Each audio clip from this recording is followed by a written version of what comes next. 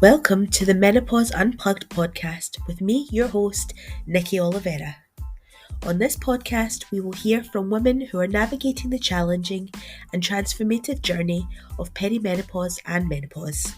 These women have graciously agreed to share their stories and insights, offering a raw and honest glimpse into what it's like to go through this major life transition. From hot flushes to rediscovering themselves, our guests will provide a wealth of knowledge and inspiration for anyone who's going through or will go through menopause. So grab a cup of tea, settle in, and join us for a fascinating and enlightening discussion.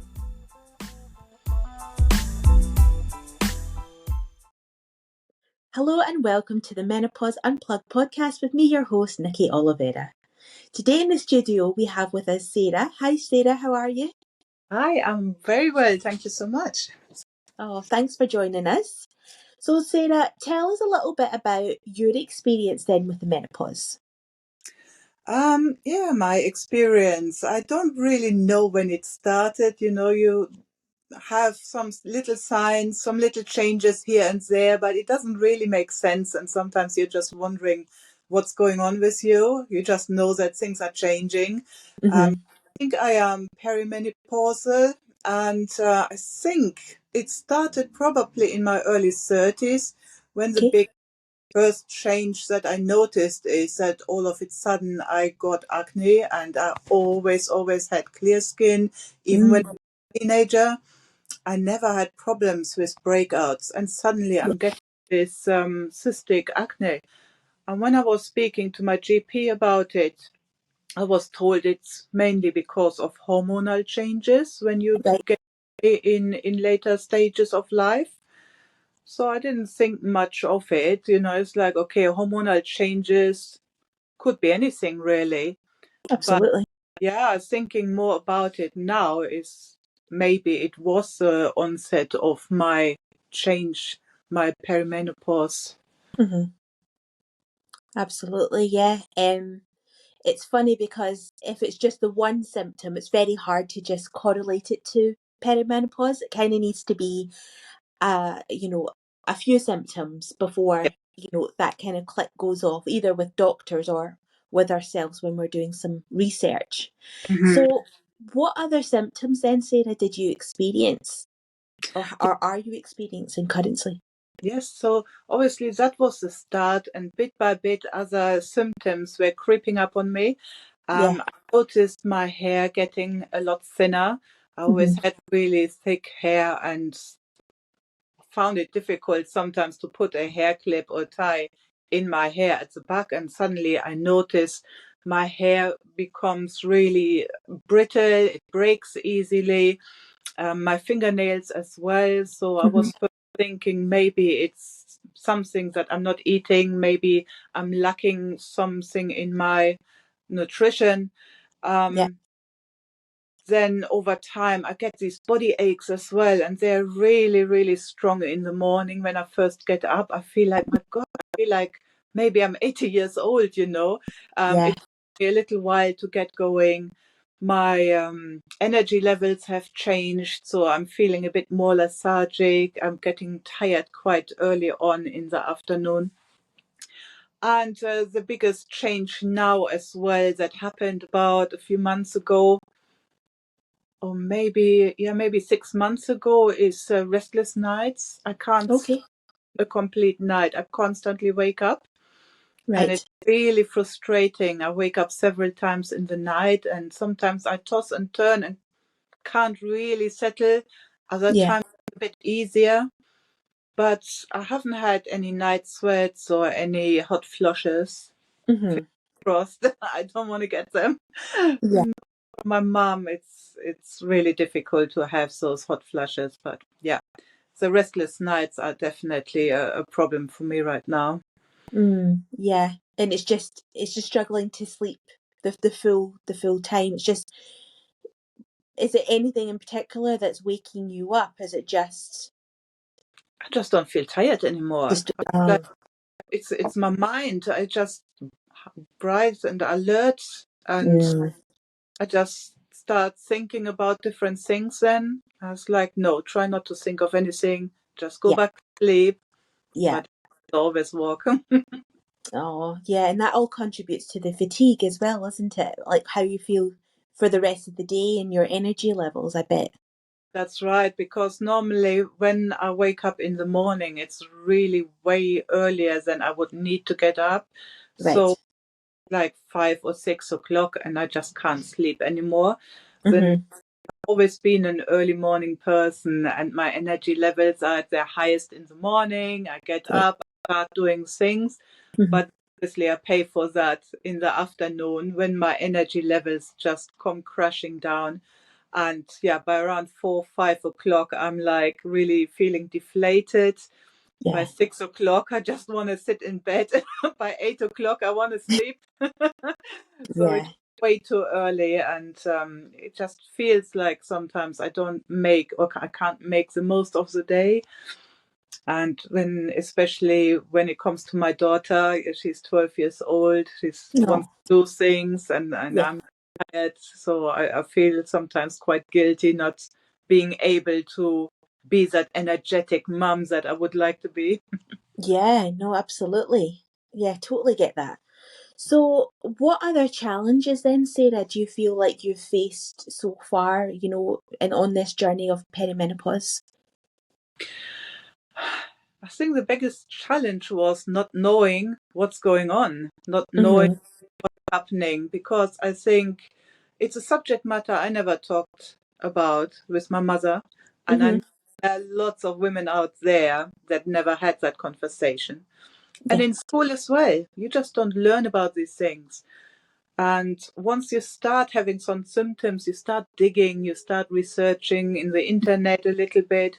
Yeah. You have to be careful, obviously, there's a lot of misinformation out there as well. So just rely on trusted sources like the NHS website and things. And talking to other women, I think that's the biggest thing that helped me.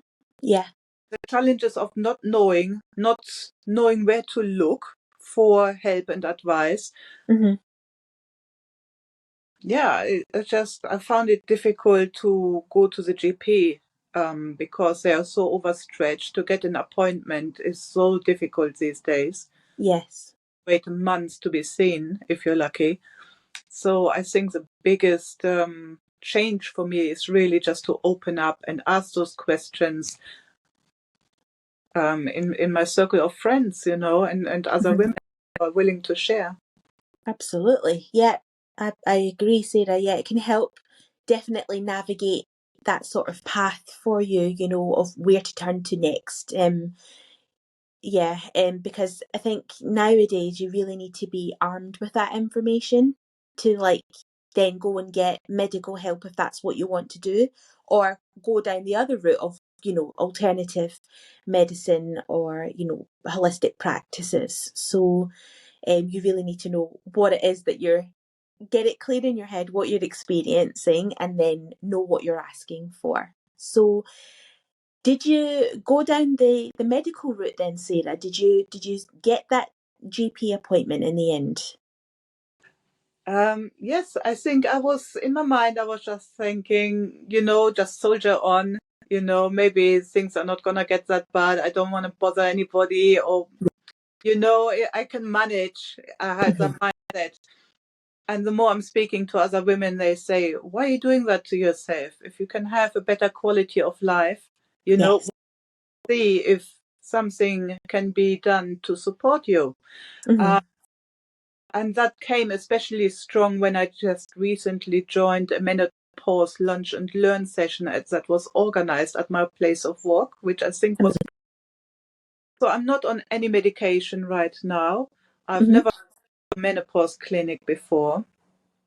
And because of the emotional support I got from the other ladies, I finally made a doctor's appointment. It's end of this month. And Amazing. it is really, really good that I've already done some sort of research about my symptoms. Hmm. So I better tell the GP what I'm experiencing and what I have already done to help myself. Because Yeah. for the normal GP might also be a bit clueless about menopause or might not be able to advise you properly. They Yes. might be quick to misdiagnose you because they don't link it to menopause. So it's Yes, really good to do that research, and then you have more of a stronger leg to stand on when you do go and see them. absolutely. Yeah. So, for the things that you've done then for yourself, then, Sarah, to help matters, help manage your symptoms, was that more like lifestyle changes that you made, like to your diet, to how you exercise, manage stress, those kind of things? Yes, that's right. So I am very keen on using natural um, supplements Hmm. to help me sleep. I've started intermittent fasting as well to just keep an eye on what I'm eating and when I'm eating. I Yeah, have tried to cut out a lot of the sugary sweets that I indulge in once in a while. yeah. It doesn't always work. I would say it's come down quite a considerable amount. So trying to do some gentle exercises before sleep to make me feel tired. Hmm. Uh, just drink lots of water as well with fresh lemon juice and ginger and Yeah. turmeric. I make myself these turmeric drinks, which are also quite healthy for other reasons. But yeah, I think that's the main things, to concentrate on my diet and Hmm. do gentle exercises to try and help me sleep and look after my skin a bit better.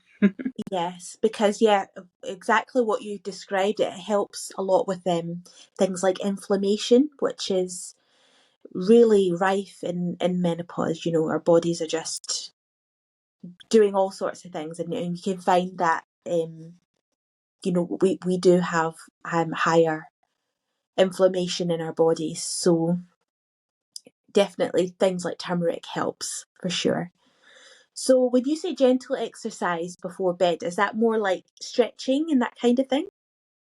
Yes, it is stretching and wall pilates. So I'm just trying to um, go on YouTube, watch a few videos, and then just mimic what I'm being shown there. I have Yeah, never been into jogging or running, so I find that very difficult. But yeah, then again, I like walking. I don't have a car, so wherever I need to go, I walk. yeah. Um, so that Great. obviously does help as well. So when I feel like I haven't had my amount of exercise in the day, then I will just walk out the front door and just see where I fancy going in the neighborhood, a few blocks around, or the local park, which is absolutely great. Um, Great. and yeah, when I come home, it already kind of makes me feel a bit more tired than I would have been like without that exercise. So I think it does help, and it clears your mind as well, because with menopause and another symptoms I just remember is that more increased level of anxiety. Yeah, Things you didn't worry about before, suddenly you start worrying. You start getting these butterflies in the stomach for some silly little things that before you could just manage. And yeah, it does help, those exercises. To absolutely. Yeah. So yeah, I've heard a lot of women saying about Pilates and yoga really help just to kind of reset mentally, and just let your help your muscles relax for sure. Mhm. Really good. So how has being in the menopause affected your relationships? Has it affected your relationships with like your friends, your family? Um, I think the one person that's probably feeling it most is my daughter, because I live with my daughter. I live alone with her. So she definitely has noticed a change in my behavior. Sometimes she's saying, "Mom, why are you always so grumpy? Mom, why are you always so tired?" So I Yeah, try to explain this menopause to her, because obviously, as a daughter, she also will go through it one day. And I think it's important that we don't always put on a brave face and not touch that subject matter. I explain to her as much as I can why I am the way I am right now. Yeah. But my family all live abroad, so they get me in very small doses on the phone here and there. So it's I don't think they're affected by my mood changes or my menopause symptoms as such. Yeah, absolutely. And it's so important that we tell, our children that this is what I'm going through and it's got nothing to do with you. It's not something that you've done or anything like that. It's just a change of life, isn't it? Absolutely. And the more open you are about it, the more people feel, yeah, it is a natural process that everybody's going through. And before you start letting things simmer and turn into resentment, it's better to be open and just talk about it. Yeah, 100%, Sarah. So that brings us on to our final question. So what advice would you give then to other women who are, like we said, going to go through menopause or are currently going through it? What advice would you give them? Yeah, the most important advice I would like to give them is don't be hard on yourself. Take each day at a time and seek support wherever you can get it. Don't suffer in silence like I have done for so many years. There's a lot of support out there, and I've seen myself that it is really nice to just to talk your worries off your chest, and you get some good tips. Maybe you haven't thought about certain things or heard about things that could really help you. So just be open, don't be shy, and yeah, also allow yourself sometimes to not feel great. It's absolutely fine.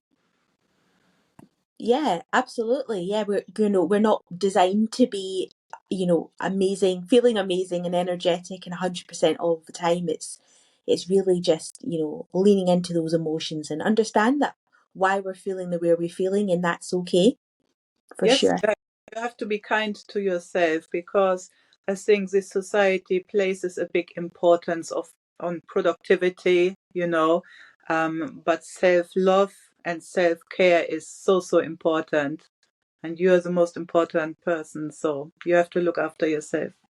100%. And I think naturally as women, we do, hold a lot of guilt. Um, when we feel like, oh, I've not achieved this today, or I've not done that, or I've just had a down day, a bit of a duvet day, so to speak. And we beat ourselves up about it. Yes, and we are the people that care for a lot of people. We care for our children, we care for our partners, we care for our elderly parents or other family members. So Yeah. we are constantly taking care of other people and forget ourselves in the Hmm. process. So it's so important that you don't forget yourself. Yeah, couldn't agree more, Sarah. Thank you so much for that. Well, that brings us to the end of our interview. So, again, thank you very much for joining us and sharing your experience with us. And I'm sure we'll speak again soon. Thank you so much. Great. Thank you. Bye now. Thank you for tuning in to Menopause Unplugged. I hope you found the conversation to be informative, enlightening, and empowering. Remember, menopause is a natural part of a woman's life journey, but it doesn't have to be a lonely one. Whether you're experiencing perimenopause or menopause, my menopause coaching program can provide reassurance and guidance. Please do reach out to me through my contact details on the show description. And until next time, take care.